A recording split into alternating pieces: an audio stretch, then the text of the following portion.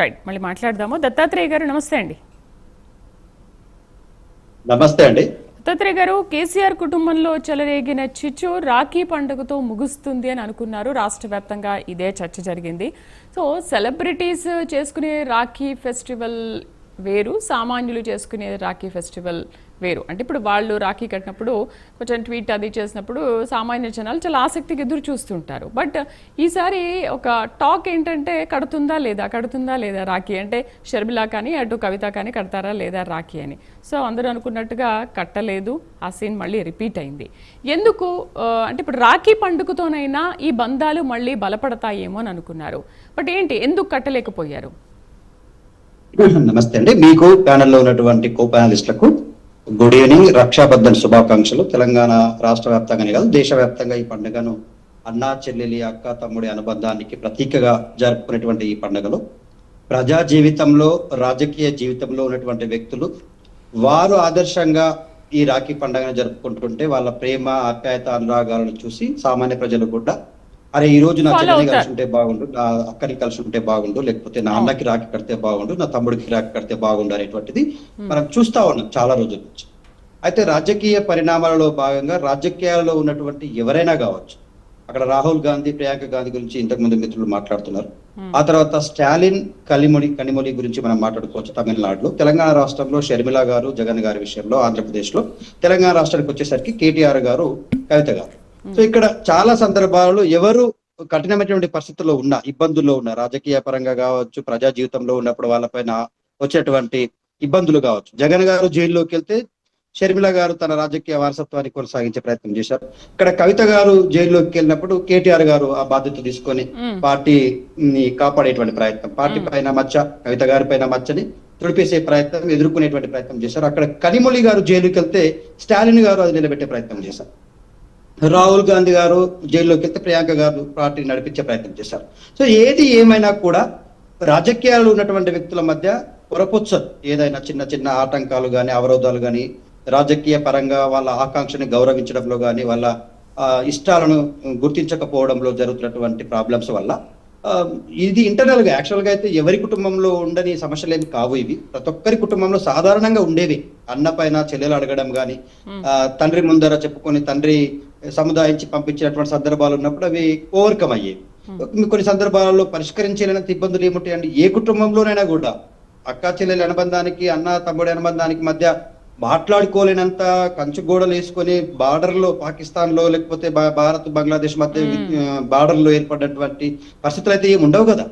ఏదో ఒక రోజు కలవాల్సినదే కదా. కష్టంలో అయినా కలవచ్చు, సంబరంలోనైనా కలిసేటువంటి సందర్భాలు మనం చూసాం. కానీ ఇక్కడ ఏంటంటే ఒకరి ఆకాంక్షని ఇంకొకరు గౌరవించకపోవడం, ఒకరి రాజకీయ ఇష్టాలను ఇంకొకరు గౌరవించుకోకపోవడం, ఏది ఏమైనా కూడా తెలంగాణ రాష్ట్రంలో ఈసారి నాకైతే కొంత బాధాకరమైన విషయం ఏంటంటే కవిత గారు ఒక ఛానల్ కి ఇంటర్వ్యూ ఇస్తూ చాలా స్పష్టంగా చెప్పారు. ఏమన్నారంటే, ఎందుకండి రాజకీయాలు వేరు, రాఖీ బంధం వేరు, రాఖీకి రాజకీయాలకు ముడిపెట్టలేం కదా, అది రక్త బంధంతో కూడుకుంది, ఇది తాత్కాలికంగా పొలిటికల్ గా ఉన్నటువంటి అవసరాలతో కూడుకున్నది.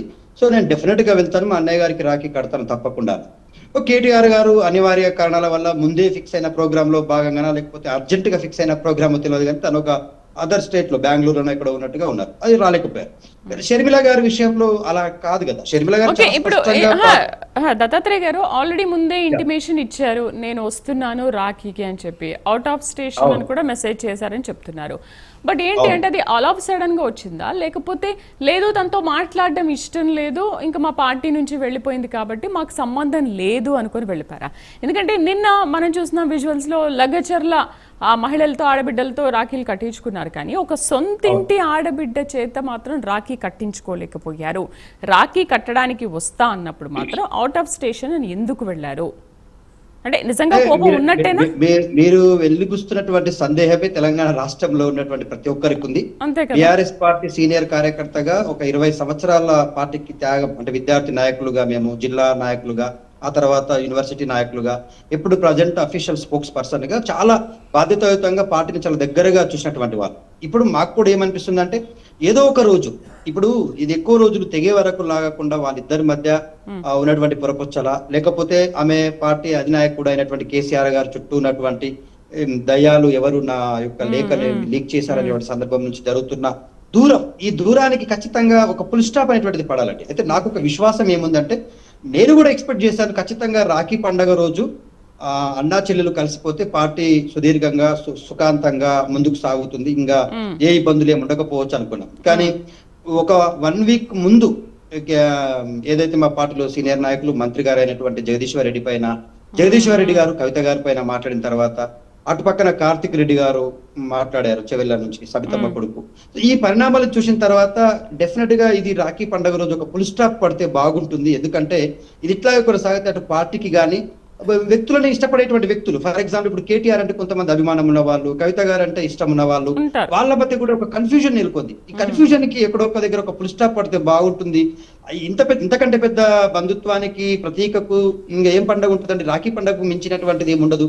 రాఖీ పండుగ రోజు ఖచ్చితంగా కవిత గారు వెళ్ళి కేటీఆర్ కలుస్తారు, రాఖీ కడతారు. ఖచ్చితంగా వాళ్ళు కొన్ని మంచి విషయాలు, కొన్ని రాజకీయమైన విషయాలు మాట్లాడుకుంటారు. వాళ్ళ మధ్య ఉన్నటువంటి ఈ దూరం, ఈ గ్యాప్ అనేటువంటిది ఫుల్ఫిల్ అవుతుంది అని చెప్పేసి ఎక్స్పెక్ట్ చేసిన వాళ్ళలో నేను ఒకని. సరే, అనివార్య కారణాల వల్ల వెళ్ళారా, అది ప్లానడ్ ప్రోగ్రామా, లేకపోతే ఇంకెందుకులే కలవకూడదని అనుకుని వెళ్ళారా అనేటువంటిది మనం చెప్పలేము. ఎందుకంటే తను ఏ పరిస్థితిలో వెళ్లాల్సి వచ్చిందో కేటీఆర్ గారు. కవిత గారు మాత్రం చాలా స్పష్టంగా చెప్పారు. పార్టీ ఇప్పుడు ఫర్ ఎగ్జాంపుల్ మీరు అన్నారండి, పార్టీకి కవిత గారు ఎక్కడ కూడా దూరంగా లేరండి. ఎందుకు లేరు అంటే, కవిత గారు పార్టీలో చేరడానికంటే ముందు జాగృతిని ఎస్టాబ్లిష్ చేసుకున్నారు. 2006 నుంచి జాగృతి కార్యక్రమాల్లో సుదీర్ఘంగా భాగస్వామి అయ్యారు. బతుకమ్మకు, బోనాలకు రాష్ట్ర వ్యాప్తంగా గుర్తింపు తెచ్చారు. వాటిని రాష్ట్ర పండుగలుగా గుర్తింపు చేశారు. ఇవాళ రాష్ట్ర పండుగలు కొనసాగుతున్నాయి. అయితే పార్టీ తనని సేవలను గుర్తించి తనకు ఒక అవకాశం ఇచ్చారు, ఎంపీ అయ్యారు. ఆ తర్వాత మళ్ళీ సెకండ్ టైం ఎంపీగా ఓడిపోతే ఎమ్మెల్సీని చేశారు. ఎమ్మెల్సీగా కొనసాగుతూ కూడా తను చాలా స్పష్టంగా చెప్తా ఉన్నారు, బీఆర్ఎస్ పార్టీ అనేటువంటిది నా పార్టీ. ఫర్ ఎగ్జాంపుల్ ఇప్పుడు కవిత గారు నా పార్టీ అంటే చాలా మంది ఆమె పార్టీ ఎట్లా అవుతుంది ఇది అని అంటారు. నేను ఒక సామాన్య కార్యకర్తగా మీలాంటి వాళ్ళు ఒక ప్రశ్న అడుగుతారు, దత్తాత్రేయ గారు మీది ఏ పార్టీ అండి అని అడుగుతారు. నా పార్టీ బీఆర్ఎస్ అండి, నా జెండా గులాబీ జెండా అండి, నేను సగర్వంగా చెప్పుకుంటా. అట్లా కవిత గారు కూడా చాలా స్పష్టంగా పార్టీ కార్యకర్తగా, పార్టీ నాయకురాలిగా, పార్టీలో ఉన్నటువంటి బాధ్యతాయుతమైనటువంటి పదవి ఉంది తనకు. ఒక బీఆర్ఎస్ పార్టీకి ఎమ్మెల్సీగా, ఒక కౌన్సిల్లో మెంబర్ గా కొనసాగుతూ ఉన్నారు. కాబట్టి అదే ఉద్దేశంతో ఇవాళ చాలా స్పష్టంగా చెప్పింది, పార్టీ నాది, నేను ఒక పార్టీలో కొనసాగుతా ఉన్నాను, నాకు అధినాయకుడు కేసీఆర్ గారు, మేము కూడా మీ నాయకుడు ఎవరంటే. సరే, ఇప్పుడు దత్తాత్రేయ గారు మీరు అంటున్నారు పార్టీ ఏది అని అంటే మాది ఇదే పార్టీ అని మాట్లాడుతున్నారు. అట్లీస్ట్ ఆ పార్టీలో ఉన్నప్పుడైనా ఆ పార్టీలో ఉన్న ఒక సోదరి నాకు రాఖీ కడుతుంది కదా, మరి నేను కట్టించుకుందాము. సరే, సొంత చెల్లెలని విషయం పక్కన పెడితే ఆ లగచర్ల చెల్లెమ్మలతోనే కట్టించుకున్నప్పుడు ఒక సొంత చెల్లెలు కాకపోయినా ఒక పార్టీలో ఉన్న ఒక చెల్లెమ్మతో కట్టించుకోవడానికి ఎందుకంత సంకోచించారు? ఎందుకు అంటే ఆల్రెడీ లాస్ట్ ఇయర్ జైల్లో ఉన్నప్పుడు ఎలాగో రాఖీ కట్టలేదు, మరి ఇప్పుడైనా దగ్గర ఉన్నారు కదా, దగ్గర ఉన్నప్పుడైనా సరే లాస్ట్ టైం కట్టలేదు, మరి ఈసారి నేను కట్టడానికి వెళ్తాను అన్నప్పుడు కవిత మరి ఎందుకు ఆయన సంకోచించారు? వద్దు, నేను అవుట్ ఆఫ్ స్టేషన్ అనే మాట ఎందుకు మాట్లాడారు? పోనీ నిన్ననే కట్టించుకోవాల్సింది కదా, నిన్న లగచర్ల వాళ్ళతో కట్టించుకున్నప్పుడు నిన్ననే సెలబ్రేట్ చేసుకోవాల్సింది కదా.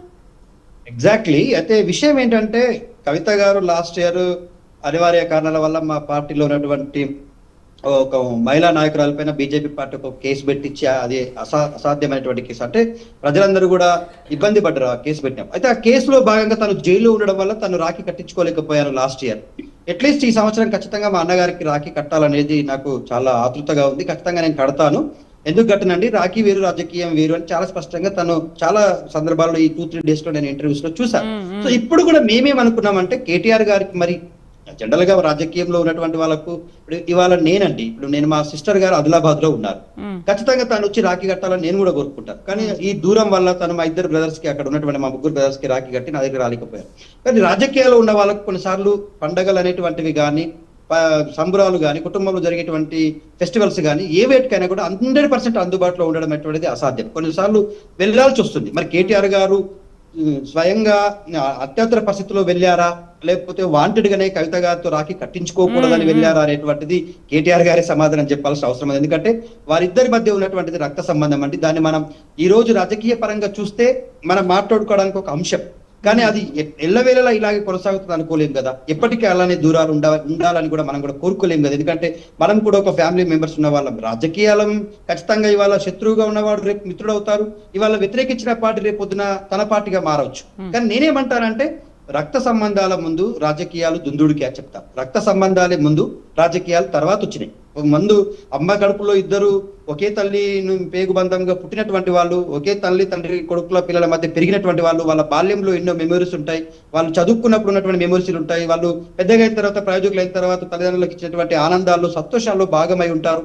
ఆ తర్వాత బయటకు వెళ్ళినటువంటి పరిస్థితుల్లో రాజకీయ ఇష్టాలలో భాగంగా కేటీఆర్ గారు ముందు రాజకీయాల్లోకి రావచ్చు, కవిత గారు తర్వాత రావచ్చు. ఎనీవే ఇప్పుడు ప్రాంతీయ పార్టీల్లో ఖచ్చితంగా కుటుంబంలో ఉన్నటువంటి వ్యక్తుల మధ్యనే ఈ విభేదాలు జరుగుతూ ఉన్నాయి. మనకి అంతెందుకండి, ఇప్పుడు వైఎస్ జగన్మోహన్ రెడ్డి గారికి షర్మిల గారికి మధ్య రాజకీయ పరమైనటువంటి విభేదాలే. ఇటు మా కవిత గారికి కేటీఆర్ గారికి మధ్య అటు ఇంకా వాళ్ళిద్దరు స్పష్టంగా చెప్పలేదు మా మధ్య ఇలాంటి విభేదాలు ఉన్నాయి, మాకు ఇదే కారణం అని చెప్పనప్పటికీ కూడా చూసే వాళ్ళకు మాలాంటి వాళ్ళకు మీలాంటి వాళ్ళకు ఒకటి అర్థమవుతుంది కదా, ఇదేదో ఒక రాజకీయ పరమైనటువంటి విభేదాలు కొనసాగుతున్నాయేమో అనేటువంటిది. సో దీనికి మేమేమి ఎక్స్పెక్ట్ చేస్తున్నామంటే వేచి చూడడం అనేటువంటిది చాలా ఇబ్బందికరమైనటువంటి పరిస్థితి.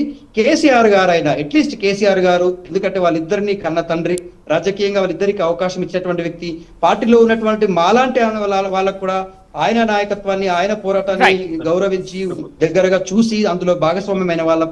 సో మాకు ఒక పార్టీ అంటే మాకు ఒక గౌరవం ఉంది, పార్టీలో కొనసాగాలంటే ఒక రకమైనటువంటి కన్ఫ్యూజన్ ఉందండి ఇప్పుడు. ఎందుకంటే కవిత గారి దగ్గరికి వెళ్తే కేటీఆర్ గారు ఏమంటారు, కేటీఆర్ గారి దగ్గరికి వెళ్తే కవిత గారు ఏమంటారు, ఇటు పోయిన వాళ్ళు అటు రావద్దు, అటు పోయిన వాళ్ళు ఇటు రావద్దు అనేటువంటి ఈ ఏదైతే మధ్య గీత గీస్తా ఉన్నారు, ఒక గిరి గీసేటువంటి ప్రయత్నం చేస్తా ఉన్నారు. దీనివల్ల చాలా కన్ఫ్యూజన్ ఏర్పడతా ఉంది. ఇప్పటికైనా అధినాయకుడు కేసీఆర్ గారు దీన్ని గుర్తెరిగి ఒక సొల్యూషన్ చూపిస్తే బాగుంటుందని మీ ద్వారా ఒక సీనియర్ మోస్ట్ కార్యకర్తగా కేసీఆర్ గారిని విధేయుడిగా నేను ఇది కోరుకుంటాను.